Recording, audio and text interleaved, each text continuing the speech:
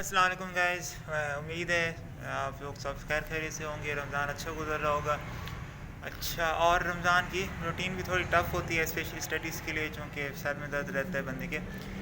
आज डिस्कस करेंगे, मैंने आपको पहले बताया था अपनी अर्ली वीडियोस में कि लास्ट 3 मंथ्स की प्रिपरेशन बहुत इंपॉर्टेंट होती है और उसको कैसे करना है उसके ऊपर मैं वीडियो बनाऊंगा। कल भी काफ़ी सारे बच्चों से इंटरेक्शन हो रही थी, तो वो कोई कह रहा था फिर टाइम मैनेजमेंट हमने कैसे करनी है, आप हमें बता दें कि कौन सी बुक्स पढ़नी है, किस तरह से पढ़ना है। तो ये सब कुछ बहुत इंपॉर्टेंट होगा। अच्छा देखें, इससे पहले कि हम इसके ऊपर बात करें, मैं आपको एक चीज़ जो है ना वो क्लियर कर दूं कि देखें, there is no shortcut to success. इस ज़िंदगी में ना शॉर्टकट नहीं होता। आप मेहनत करेंगे आपको उसको फल मिलेगा, आप मेहनत नहीं करेंगे आपको फल नहीं मिलेगा। यस, लक भी होती है, किस्मत होती है आपकी, लेकिन मेहनत जो है ना वो बहुत इंपॉर्टेंट है। मेहनत के बगैर कुछ नहीं होता। सिंपल सी बात है, आपके पास दो ऑप्शन हैं। आप इन 3 से 4 महीनों में, सितंबर के एंड में शायद होगा एम टी कैट, तो राउंड अबाउट आपके पास 4 एक महीने हैं। इन 4 महीनों में या तो आप मेहनत करें, आपके पास दो ही तरीके हैं, और आप किसी अच्छे मेडिकल कॉलेज में बैठे हों और सक्सेस स्टेटस लगा रहे हों, या आप जबरान नासिर की रिकंडक्ट वाली गाड़ी के पीछे जो है ना, रेडी के पीछे जो है वो आप भाग रहे हों। दे आर जस्ट 2 ऑप्शन, तीसरी कोई ऑप्शन नहीं है आपके पास। मेरा ख्याल से बेहतर है कि जो पेरेंट्स आप पे पैसा लगा रहे हैं, ठीक है, जो आपसे एक्सपेक्टेशंस हैं, आपने खुद भी तो ज़िंदगी में कुछ बनना है, शादी करनी है आपने, आपने कोई अच्छी जॉब पे जाना है, आप मुल्क के हालात देख रहे हैं। एम फिल PhDs, अच्छी अच्छी डिग्रीज लेने के बाद लोगों के पास जॉब्स नहीं है, ठीक है। तो क्यों इस चीज़ में पढ़ना है, अपनी ज़िंदगी अच्छी बनाए ना। कुछ दिन की मेहनत है यार, मेहनत करें, उसके बाद इंजॉय करें। यस, मैं ये नहीं कह रहा कि MBBS आसान होता है, MBBS में और ज़्यादा मेहनत है, आगे हाउस जॉब में और ज़्यादा मेहनत है, प्रैक्टिकल लाइफ में और ज़्यादा मेहनत है, लेकिन उस मेहनत में टेंशन तो नहीं होती ना। आपको पता होता है कि चलो यार, जो मेहनत कर रहा हूँ उसकी डायरेक्ट मुझे अर्निंग होगी। इसलिए इस चीज़ को जो है ना अपने साथ जो है वो रखें कि मेहनत करनी है आपने। अच्छा, आपका शेड्यूल क्लियर कट मैं आपको बता रहा हूँ, let's not delay it any further. आपने ना 12 से 13 घंटे रोज़ की पढ़ाई करनी है, ठीक है। सुबह आपने फजर के वक्त उठना है। ये रमज़ान का शेड्यूल नहीं बता रहा, रमज़ान में आपकी मर्ज़ी है। आप अगर दिन में पढ़ सकते हैं तो आप पढ़ें, नहीं तो आप फिर जैसे इफ़्तार करेंगे, इफ़्तार के बाद आप पहले तरावियों तक, जो लड़के हैं वो तरावियों तक पढ़ें, फिर तरावियाँ पढ़ के आएँ तो बाकी सुबह सहरी तक पढ़ते रहें। सुबह के टाइम बेशक सो जाएँ और दोपहर के वक्त उठ जाएँ, अगर पढ़ सकें उस वक्त तो पढ़ लें, वरना नहीं। रमज़ान को आप थोड़ा ले लें इसी, क्योंकि रमज़ान में बाकी उतनी बंदा नहीं पढ़ सकता। कोई कर सकता है जिस तरह मेरी तरह मैं कर लेता हूँ रमज़ान में भी, तो फिर ठीक है, वरना आप ना करें। रमज़ान के बाद से मैं बता रहा हूँ, आपने करना ये है कि सुबह आपने फजर के वक्त उठना है, फजर की नमाज़ पढ़नी है सुकून से, कोई जल्दी नहीं, आराम से नाश्ता करें, नाश्ते बाद रिलैक्स हों। उसके बाद जो है आपने अपनी किताब उठानी है और आपने स्टडी शुरू कर देनी है। उसके बाद से लेके मगरिब की नमाज़ तक आपने पढ़ना है, ठीक है। और सिर्फ नमाज की ब्रेक होनी चाहिए बीच में, उसके अलावा कोई डिस्ट्रैक्शन नहीं। मोबाइल बेशक अपने पेरेंट्स को दें, वो लोग जो कहते हैं कि हम मोबाइल पे लग जाते हैं, मोबाइल पेरेंट्स को दें कि अबू जी मैं ये मोबाइल पड़ा है मेरा, मैं मगरिब के टाइम अब आपसे ले लूँगा, ठीक हो गया, या ले लूँगी। ये आपने 12 से 13 घंटे रोज़ मेहनत करनी है, ठीक है। और उसमें आपने करना क्या है, लेट्स गेट टू इट। ये आप बुक देख रहे हैं, ये सेकंड ईयर बायोलॉजी की बुक है, ठीक है। ये इस तरह की आपके पास टोटल 6 बुक्स हैं, 2 बायो की, 2 केमिस्ट्री की, 2 फिजिक्स की। ये एक बुक आपने डेली ख़त्म करनी है, ठीक है। और ये उन लोगों के लिए जो पहले पिछले दिनों में अपनी तैयारी मुकम्मल कर चुके हैं, जो मैंने आपको बताया था ना कि साथ साथ आपने इस वक्त तक अपनी तैयारी मुकम्मल रखनी थी। जिनकी नहीं है तो वह पहले 12 दिनों के अंदर अपनी तैयारी मुकम्मल करें। अब वो जैसे ही करें, उनके पास टाइम जो है वो थोड़ा है, वो एक एक पढ़ें, 2 2 चैप्टर पढ़ें, एक दिन में एक सब्जेक्ट पढ़ें, उनकी मर्ज़ी है। 12 दिन में ख़त्म करें, उसके बाद फिर इस रूटीन के ऊपर आ जाएँ, ठीक है। टेंशन नहीं लेनी, हो जाता है, सब कुछ हो जाता है। मैं आपको बताऊँ, मेरे 190 मार्क्स थे नेशनल MT कैट के अंदर। तो मेरा ये नहीं था कि मैंने कोई जो है वो पूरा साल 12 13 घंटे पढ़ाई की, नहीं। लास्ट 3 महीने का इरादा था, वो 3 के बजाय 6 हो गए क्योंकि टेस्ट डिले होता रहा। तो वही आखिरी 3 से 6 महीने जो तैयारी थी मैंने वही की है। और डिसहार्ट नहीं होना। कल मुझे एक बच्चा कह रहा था, कहते हैं मेरे तो वो नम्स वालों ने फ्रॉड कर लिया, नम्स वालों ने जो है अपनी मर्ज़ी के बच्चों का नंबर दे दिए, तो मेरा तो मोराल डाउन हो गया जी, मैं तो अगले पेपर में भी परफॉर्म नहीं कर। नहीं यार, ये आपका एक्सक्यूज़ है, किसी ने फ्रॉड नहीं किया, ठीक है, किसी ने फ्रॉड नहीं किया, ये आपका एक्सक्यूज़ है। देखिए, मेरे भी तो जितने एक्सपेक्टेड थे उससे तकरीबन 16 17 मार्क्स कम आए थे उस एनॉम्स MT कैट के एग्ज़ाम में। ठीक है। तो मैंने क्या किया, मैंने कहा यार नहीं, मेरी गलती है, मेरी कमज़ोरी है, लेट्स डू इट। मैंने फेडरल की बुक्स भी उठाई, अगले महीनों में मैंने रेड स्पॉट भी ख़त्म की। मैंने अगले उन महीनों के अंदर कुछ गैप्स के अंदर मैंने सारी फेडरल की बायोलॉजी की बुक्स ख़त्म की, मैंने फिज़िक्स के एक्स्ट्रा टॉपिक्स किए, मैंने एक्सरसाइजेज सॉल्व की, मैंने अपनी तैयारी को और ज़्यादा मजबूत किया, अल्हम्दुलिल्लाह आई गॉट द मार्क्स। तो ये एक्सक्यूज़ेज होते हैं, ये काइंडली ना दिया करें, इससे बचा करें। अच्छा, अब आपको मैं बता रहा था, let's get back to the topic, कि आपने ये वाली एक बुक एक दिन में करनी है। यानी कि सबसे पहले मंडे को आप करेंगे फर्स्ट ईयर की बायोलॉजी, सेकंड ईयर को आप करेंगे यानी कि ट्यूसडे को करेंगे सेकंड ईयर की बायोलॉजी, वेडनेसडे को करेंगे थर्ड ईयर की बायोलॉजी, और उसके बाद आप करेंगे थर्सडे को करेंगे जी जिस तरह यानी कि पहले 2 दिन बायोलॉजी करेंगे, फिर 2 दिन केमिस्ट्री करेंगे, और फिर 2 दिन फिज़िक्स करेंगे। ठीक हो गया। तो इस तरीके से आपने अपनी सारी चीज़ को जो है ना वो लेकर चलना है। अच्छा, अब मैं आपको ये बात बता दूँ, इसके अलावा जब आप ये एक दिन में एक बुक कर लेंगे, रिवाइज़ करनी है, कैसे करनी है मैं भी बताता हूँ। ठीक हो गया। उसके बाद आपने उसी दिन के अंदर क्या करना है कि UHS के जो पास पेपर्स पड़े हुए हैं उनमें से एक, जिस दिन बायोलॉजी करेंगे उस दिन एक किसी भी पेपर का पहले पेपर से स्टार्ट करेंगे, बायोलॉजी का सेक्शन लेंगे। उस बायोलॉजी के सेक्शन के लिए आप क्या करेंगे, MCQs निकालेंगे, वो आपको पहले अनसॉल्व होंगे। ठीक है। आपने ऑनेस्टली एक बबल शीट प्रिंट करवा लेनी है, बबल शीट प्रिंट करवा के बबल शीट्स के ऊपर आपने सॉल्व करना है, आपने टाइम लगाना है। फॉर एग्जांपल आप एग्ज़ाम में कहते हैं कि जी मैं चाहता हूँ कि मैं 30 मिनट्स के अंदर जो है ना वो बायोलॉजी को ख़त्म कर लूँ, या 35 मिनट्स में बायोलॉजी को ख़त्म कर लूँ। मैं उसके 88 क्वेश्चन के लिए घर के अंदर टाइम लगाता तो 23 मिनट्स, और उसका तरीका ये होता है कि लेट्स से 23 मिनट्स में आप पेपर नहीं भी ख़त्म कर सके, स्टार्टिंग में आप नहीं कर पाएंगे। ठीक है। तो ये उसके लिए इंपॉर्टेंट है। जो बच्चे पूछ रहे थे ना कि टाइम मैनेजमेंट कैसे होगी, वो ऐसे होगी। ठीक है जी। तो आपने 23 मिनट का जो है उसके ऊपर टाइम लगा देना है। ठीक है, 23 मिनट का आपने टाइम लगाना है, और जहाँ पे भी बेल बज जाए ना वहाँ पे आपने मार्किंग कर लेनी है कि अच्छा 23 मिनट मैंने इतने सवाल पूरे किए थे। एंड पे आपने 23 मिनट में 88 क्वेश्चन या 88 होते हैं पास पेपर्स के अंदर, तो 88 क्वेश्चन तक आपने सॉल्व करने हैं। ठीक हो गया। आपने उस जगह तक जाना है, और फिर उसके अंदर जो है वो क्वेश्चन ठीक भी होने चाहिए। ठीक है, पहली बात तो ये, इससे क्या होगा, आपके रिफ्लेक्सेस बनते हैं, आपका प्रेशर हैंडलिंग होगी, आपको पता होगा कि मेरे पास 23 ही मिनट है, मैं ये पेपर ऐसे सॉल्व कर रहा हूँ जैसे यही मेरा एनुअल पेपर है, ये वही पेपर है जो यूनिवर्सिटी ने बनाया है, जो पेपर से लेती रही है। तो ये बड़े इंपॉर्टेंट क्वेश्चन हैं, इससे आपके सारे कॉन्सेप्ट क्लियर हो जाएंगे। उसको आप सॉल्व करेंगे, सॉल्व करने के बाद आप देखेंगे कि आपने कितने टाइम में, उसी पेपर के ऊपर लिख देंगे कि इतने टाइम में मैंने ये सवाल सॉल्व किए हैं।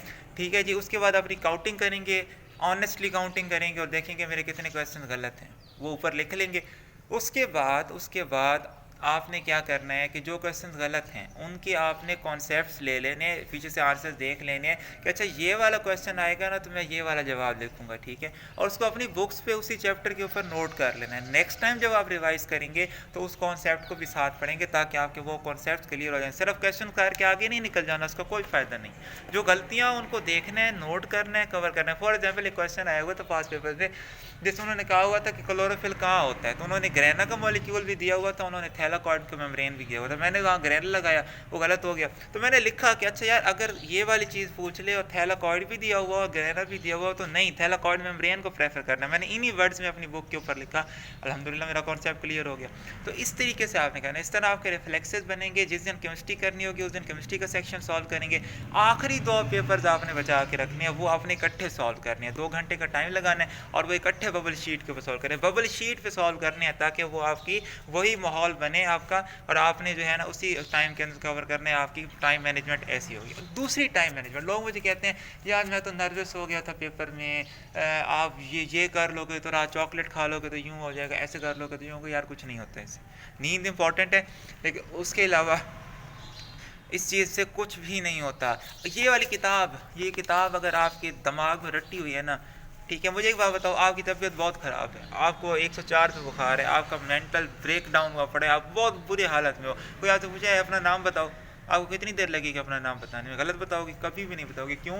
क्योंकि आपको अपना नाम आता है। There is nothing like concept in empty cat. सब रट्टा है, किताब के अंदर वो हर चीज़ वर्डिंग में लिखी होती है, उसी को हम कॉन्सेप्ट बना लेते हैं। ठीक है, कोई ऐसी चीज़ नहीं है कॉन्सेप्ट वाइज। तो आपने क्या करना है कि इस किताब को इतना रट्टा मारना है, इतनी रिवाइज करना है, एक एक पॉइंट को ऐसे कवर करना है कि पेपर पे आपको वो पापा भी ना हो, प्रैक्टिस आपकी हुई हो। रेड सपोर्ट बाद में टाइम बन जाएगा, चूँकि पेपर जल्दी सॉल्व हो जाएंगे, तो एंड पे फिर रेड सपोर्ट के MCQs को सॉल्व करें, उनको टाइम ना लगाएं, सॉल्व करें, उनके कॉन्सेप्ट्स लें, ठीक है। बहुत सारे आप जब पास पेपर सॉल्व करेंगे और उसके बाद रेड सपोर्ट करेंगे तो आपको पता चलेगा एटलीस्ट 10 से 15 ऐसे सवाल हैं यूएचएस के पास पेपर्स में जो कि रेड सपोर्ट से आए हुए हैं। तो ये नहीं है कि उस बुक से क्वेश्चन नहीं आते, वहाँ से आते हैं, आपके कॉन्सेप्ट्स क्लियर होते हैं। ठीक हो गया। तो वहाँ से आपने जब कहा अब आपने रिवाइज़ कैसे करना है, मुझे काफ़ी अर्सा हो गया, आई डोंट नो कि मुझे एग्जैक्ट यहाँ से वर्डिंग याद होगी कि नहीं। सुबह आप उठे, आपने ये पहला चैप्टर होम्योस्टैसिस शुरू किया, अब आपने पढ़ा हुआ था ना, आपने ऐसे रिवाइज़ करना होगा। बिस्मिल्लाहिर्रहमानिर्रहीम शुरू करेंगे कि each organism of a species has acquired at the various level of organization है, setup of the internal environment है suitable to surrounding, that is external environment है। The external environment and its components keep on changing हो सकते हैं, but the organism resists and manages these changes है। ठीक है जी। To keep the internal fluctuations within a narrow range हो सकता है, एंड दिस इज डन हो सकता है by the various control systems compare to the wider external change. अब मुझे थोड़ा बहुत याद था अभी तक, अल्हम्दुलिल्लाह पढ़ा हुआ था ना, देखें हम याद है अभी तक। तो मैंने क्या किया, मैंने यहाँ पे अगर आप देखें तो मैंने किताब की तरफ नहीं देखा, मैंने पूरी लाइन ज़ुबानी पढ़ी और उसमें वर्ड टू वर्ड पढ़ा और फिर ये भी पढ़ा कि मैनेजेस और रेजिस्ट के ऊपर जो है वो जोर दिया। क्यों? क्योंकि यही दो वर्ड्स एमसीक्यू बन सकते। इस तरीके से आपने पूरी बुक ख़त्म करनी है। इस तरीके से आपने रोज़ जो है वो पहले चैप्टर से लेके आखिरी चैप्टर तक बायोलॉजी का ख़त्म करना है। इसी तरह सारे सब्जेक्ट्स को आपने रिवाइज़ करना है। अब ऐसे नहीं होगा कि आप एक ही दिन में बायोलॉजी की फर्स्ट ईयर के 14 चैप्टर रिवाइज़ कर लें, नहीं, एक दो चैप्टर रह जाए करेंगे, कोई मसला नहीं है। अगले मंडे को उन 2 चैप्टर से शुरू करें और बाकी बुक करें, जो चैप्टर बच जाए वो अगली दफ़ा कर लें। इस तरह आपने जो है वो कंटिन्यू करते जाना है। ये तो था। आपको इस तरह जो है ना, जिस तरह मैंने देखा है ज़ुबानी, आपको एक एक छोटी चीज़ें जो है वो आनी चाहिए, कोई भी छोटी चीज़ जो है ना वो छोड़नी है। फॉर एग्जांपल नीचे जब वो इंटरनल एनवायरनमेंट की बात करता है, सेल मेम्ब्रेन के अंदर है, तो कहता है हेयर इन एडवांस है टू अदर ऑर्गेनिज्म होते हैं certain metabolites and hormones are also kept in the narrow range. तो ये पूछ सकता है ना कि जहाँ पे अंदर वाले एनवायरनमेंट में एक्स्ट्रा कौन सी चीज़ इनको नैरो रेंज में रखा जाता है, तो आपने यही कहना है कि वो हार्मोन। इस तरह छोटी से छोटी किसी एक लाइन को, किसी मामूली से मामूली वर्ड को भी आपने जो है वो नेगलेक्ट नहीं करना। फिजिक्स में कितनी छोटी सी चीज़ आई हुई थी, अगर आप देखें मोमेंटम वाला टॉपिक है तो वो कहता है the product of the force and time is equal to the rate of change is equal है to the change in momentum. ठीक है। और दूसरी तरफ क्या कह सकता है, the time rate of change in momentum is equal to the applied force. यानी कि जब खाली चेंज इन मोमेंटम कह रहे हैं तो वो फोर्स और टाइम के प्रोडक्ट के इक्वल है, लेकिन जब time rate of change in momentum या rate of change in momentum कह रहे हैं तो वो सिर्फ अप्लाइड फोर्स के है इक्वल है। अगर आप इसी दफ़ा नाम्स का एमटी कैट का पेपर देखें, नेशनल एमटी कैट का, तो आप उसमें देखेंगे कि ये दोनों क्वेश्चन ऊपर नीचे इसी तरह आए हुए थे। यानी कि इतनी माइनर चीज़ों को भी वो देखते हैं। सिमिलरली एक्सेलरेशन के अंदर वो जब ग्राफ दिखा रहा था, ग्राफ में वो कहता है कि जो हमारे पास एवरेज एक्सेलरेशन है वो क्या होता है, इज़ गिवन है बाय द स्लोप है।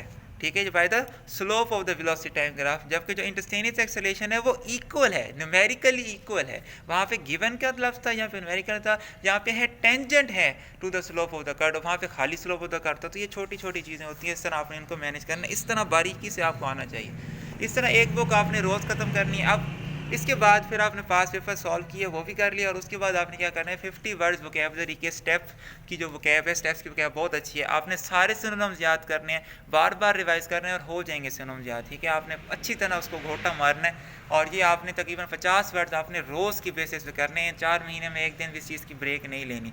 आपको बाद में उकता जाओगे आप कि यार मैंने इतनी दफ़ा पढ़ लिया, लेकिन नहीं, इतनी दफ़ा पढ़ लोगे तभी आपको पेपर में आसानी होगी। ठीक है, तो ये आपने 50 वर्ड्स करने हैं और उसके बाद आपने chemical grammar bye sir Salman और वहीद, उसमें तरतीब से सब कुछ दिया हुआ है। उसका एक जो टॉपिक होता है, फॉर एग्जाम्पल पहले दिन आप कहते हो कौन सा टॉपिक है आपका,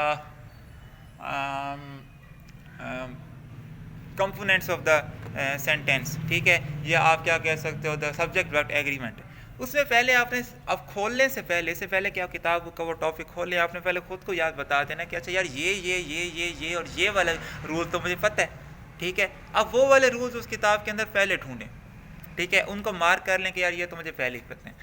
आप जो नए आएंगे ना, उसमें से बहुत सारे रूल्स होंगे जो एक ही चीज़ के मुख्तलिफ रूल हैं। फॉर एग्जाम्पल है, आपको पता है ना कि he is one of the famous scientist, one of the के साथ हमेशा प्लूरल फॉर्म आती है। ठीक है, तो उसके 5 रूल्स सर के जो है सलमान और वहीद के अंदर दिए हुए हैं, तो उनको आपने इकट्ठा कर लेना है और इकट्ठा रिवाइज़ करना है कि वन ऑफ द उसके साथ ये आ जाएगा, बीच में वाइल आ जाएगा तो ये आ जाएगा, अदर आ जाएगा तो ये आ जाएगा, ये रूल होगा। इस तरह से आपने जो है ना उनको लेके जाना है। ग्रामर को बार बार रिवाइज़ करना है, एक दफ़ा ख़त्म हो जाएगी फिर करना है। उसके बाद आपने, जब आपको टाइम मिल जाए तो तो आपने क्या करना है, किसी वक्त भी आपको टाइम मिल जाए तो आपने सिर्फ टेक्स्ट बुक की बेसिकली रीडिंग करनी है कि हाँ यार ये वाला सेंटेंस है, अगर ये पेपर में इसने मुझसे पूछा होता तो मैं तो इसका ये वाला जवाब लगाता, ठीक है, मेरे मुताबिक तो ये लाइन होनी चाहिए थी, ये तो गलत लाइन लिखी हुई है। तो फिर आपने देखना है कि यार ये इस पर कौन सा रूल अप्लाई होता है, अच्छा ये रूल अप्लाई हुआ इसलिए ये वाली ये लाइन होगी, इस तरह से आपको उसकी होगी प्रैक्टिस है। तो इस तरह से आपने उसकी भी प्रैक्टिस करनी है। ये आपकी इंग्लिश होगी, ये आपकी रोज़ की रूटीन होगी। अब इसका मतलब ये नहीं है कि आपने डेली 13 घंटे ही पढ़ना है। जिस दिन आप फिज़िक्स पढ़ेंगे,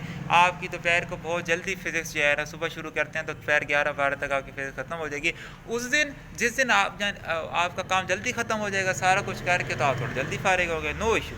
और फिर लोग कहते हैं कि जी सोशल मीडिया ना यूज़ करें, बिल्कुल अपना कट ऑफ कर लें, कोई ज़रूरत नहीं है। आप अपने दिन का काम पूरा करें, मगरिब के टाइम आप फ्री हैं, मगरिब से लेकर रात तक आप जब तक आप जाते हैं आप टीवी देखें, आप ड्रामास देखें, आपकी मर्ज़ी, आप जो करना चाहते हैं आप करें।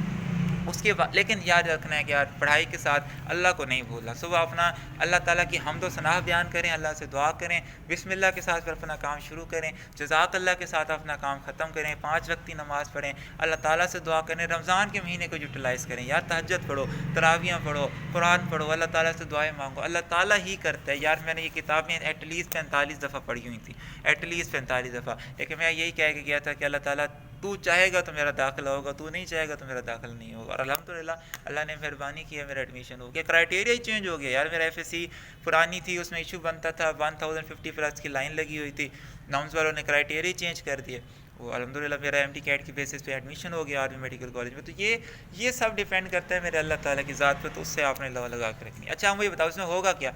अब आप 6 दिन में ये एक दफ़ा कोर्स ख़त्म कर लोगे, और इसका मतलब है कि 1 महीने में 5 दफ़ा, इसका मतलब ये है कि अगर 3 महीने भी हों, इस तरीके से आप तकरीबन 15 दफ़ा अपनी सारी किताबें रिवाइज़ करके जाओगे। जब 15 दफ़ा आपने किताबें रिवाइज़ की हुई होंगी, पेपर सॉल्व किए हुए होंगे, इंग्लिश की ग्रामर पढ़ी हुई होगी, चीज़ें प्रैक्टिस की हुई होंगी, रेड सपोर्ट की हुई होगी, उसके बाद भी अगर आपका बैठ के पेपर में टेंशन होती है तो फिर अल्लाह ही हाफ़िज़ है, मेरा नहीं ख्याल से होगी इंशाल्लाह, तब 190 आएंगे। अब एक बहुत इंपॉर्टेंट बात रहेगी, ये मतलब कि वीडियो थोड़ी लंबी हो रही है, कि अब आपने इसमें पढ़ना क्या। बच्चे कहते हैं हमने तो बहुत दफ़ा रिवाइज़ किया था, हमारे नंबर फिर भी नहीं है। उसकी एक वजह है यार, सिर्फ रिवाइज़ करने का ये मतलब नहीं होता कि पढ़ी जाओ पढ़ी जाओ पढ़ी जाओ पढ़ी जाओ, नहीं, नोटिस करना होता है कि मेरी गलतियाँ कहाँ कहाँ हैं। फॉर एग्जाम्पल यही वाला चैप्टर जो मैं पढ़ रहा था, ये मैं पढ़ रहा हूँ। फॉर एग्जांपल मैंने जब पहली दफ़ा पढ़ा था तो मुझे ये चीज़ भूली थी, मैंने वो याद कर ली थी, अब मैं रिवाइज़ कर रहा हूँ, मुझे सब कुछ आता है, पूरा चैप्टर में सब कुछ आता है, लेकिन मुझे ये लाइन भूल गई है। अब ये मुझे आता है, the homeostasis keeps the internal fluctuations in the narrow range है with the various control systems compare to the wide external fluctuation. अब फॉर एग्जाम्पल मुझे ये वर्ड कंट्रोल सिस्टम भूल रहा था, ठीक है, मुझे भूल रहा था, मुझे देखना पड़ी है किताब पे कि यार ये कौन सा लफ्ज़ है यहाँ पे, इसका मतलब है वो लफ्ज़ मुझे नहीं आता। उस लफ्ज़ को आपने ऐसे जो है, ये आप देखें, ऐसे आपने सर्कल कर लेना है और इसके ऊपर यहाँ पे लाइन लगा के, ऐसे लाइन लगा के ऊपर लिख लेना है अगेन, ठीक है।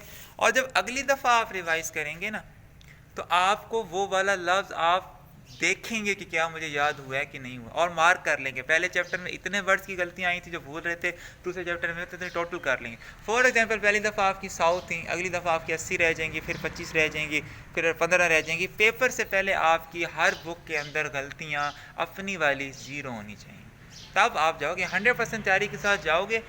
UHS के पास पेपर सॉल्व करते करते एंड तक आपके एटलीस्ट जो हैं वो, और नहीं तो बायो और केमिस्ट्री वगैरह में 50 आउट ऑफ जो है वो पूरे मार्क्स आने चाहिए। घर से पूरे मार्क्स लेके जाओगे तो पेपर में 190 ले पाओगे ना। घर में ही अगर आपकी आधी किताब मिसिंग है या आपके कुछ कॉन्सेप्ट मिसिंग है या आप पूरे मार्क्स नहीं ले पा रहे हो, वहाँ आप कैसे इमेजिन कर सकते हो कि अपने मार्क्स ले जाओगे? नहीं, इन गलतियों को नहीं करते। याद रखना, जहाँ पर भी गलती आएगी उसको अगेन कर लेना है, अगली दफ़ा उसको पढ़ना है, अगर वो फिर भूलता है तो फिर अगेन कर लेना है। मेरी सारी किताबें इसी तरह भरी हुई हैं। इस तरीके से पढ़ोगे तो फिर रिवाइज़ करने का फ़ायदा है। ऊपर से नहीं टपाना। जो गलतियां हैं उनको कवर करो, जो गलतियां हैं उनको कवर करो, जो गलतियां हैं उनको कवर करो। मैं 3 दफ़ा कह रहा हूँ, इस बात को ध्यान रखना। पढ़ोगे, जो चीज़ भूलेगी उसको रिवाइज़ कर लेना, उसको पर अगेन लिख लेना। दोबारा नहीं आता, पेपर से पहले लिखा है तो पहले कोई कॉन्सेप्ट रहता है लिखो, पक्का कर लो। जो पास पेपर्स के अंदर जो गलतियाँ आपकी आ रही हैं उनको वहाँ पे नोटिस करो, उनको अगली दफ़ा उसके साथ रिवाइज़ करो। ग्राफ वगैरह हर चीज़ को देखो, इस तरह रिवाइज़ करो।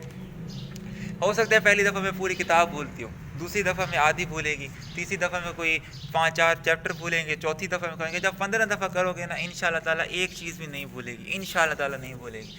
ठीक है जी। और उसके साथ जो है उसके बाद पेपर में जाओ, इंशाल्लाह ताला कोई टेंशन नहीं होगी। पेपर तुमने कम टाइम लगा के सॉल्व किया हुआ होगा। इससे ये भी पता चल जाएगा यार जब मैं 23 मिनट लगाता हूँ ना तो मैं क्वेश्चन करते हुए ये वाली गलती कर जाता हूँ। फॉर एग्जाम्पल मैं स्टेटमेंट पूरी नहीं पढ़ पाता या मैं क्वेश्चन की सीक्वेंस गलत कर जाता हूँ, ठीक है ना। तो अब यहाँ पे मेरे पास 23 मिनट हैं, तो वहाँ पे तो मेरे पास मैं इतने मिनट लगाऊंगा ना तो मैं आराम से कर लूँगा। इस तरह आप टाइम मैनेज कर लोगे। मैंने पेपर आधा घंटा पहले सॉल्व करके, बल्कि 40 मिनट पहले सॉल्व करके मैं पेपर से निकल आया था।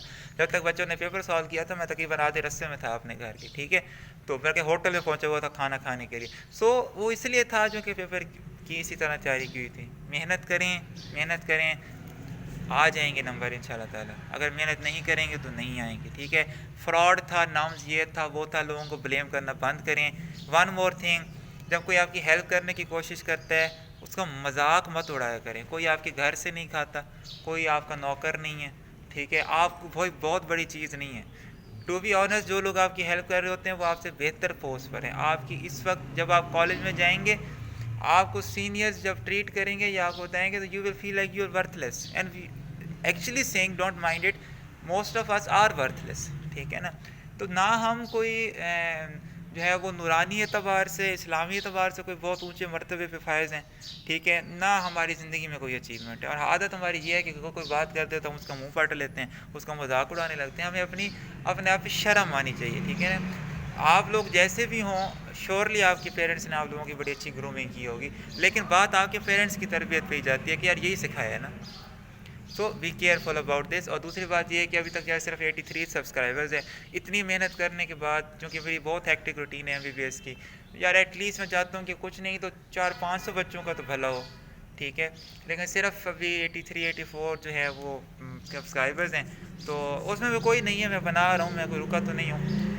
तो कोशिश करें यार लोगों तक शेयर करें, लोगों को बताएं इसके बारे में, ताकि लोग सब्सक्राइब करें, लोग इधर आएँ, ज़्यादा से ज़्यादा लोगों का फ़ायदा हो।